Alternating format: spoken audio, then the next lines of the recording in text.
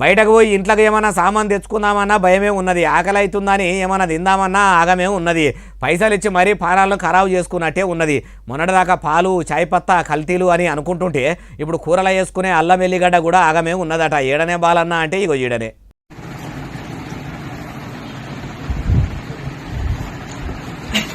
అది చూసినరా ఏం తెలియని ఎడ్డోని లెక్క నిలబడ్డ వీని ముంగట పెట్టిన అల్లం ఎల్లిగడ్డను మొత్తం కల్తీతో తయారు చేసిరట. జసాని ఇలియన్ అనే వీడు జేజే ఫుడ్ అని పేరు పెట్టుకుని దొంగదందా నడిపిస్తున్నాడట.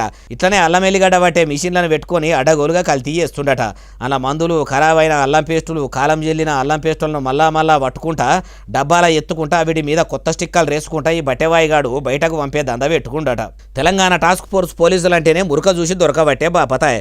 అసోంటిది ఇట్లా అడ్డగోలుగా అల్లం పేస్టును చేసుకుంటా పబ్లిక్ నాగం చేస్తున్నారని తెలుసుకొని ఇంట్లోకి వచ్చి చూస్తే ఏమున్నది, పైన పటారం లోన లోటారం అన్నట్టే మీద జేజే ఫుడ్ కంపెనీ గాని లోపల మొత్తం అల్లం పేస్టును మొత్తం ఆగం చేస్తున్నారని పట్టుకున్నారట. 4000 కిలోల దాకా ఉన్నదట, మొత్తం సీజ్ చేసిరట. ఇట్లా చూసినాక ఏది ఒరిజినల్ ఏది డూప్లికేటో కూడా తెలియకుండా ఉన్నది. ఏం కొని గాలపడతామంటుర్రు ఈ ముచ్చటిన్నోళ్ళు.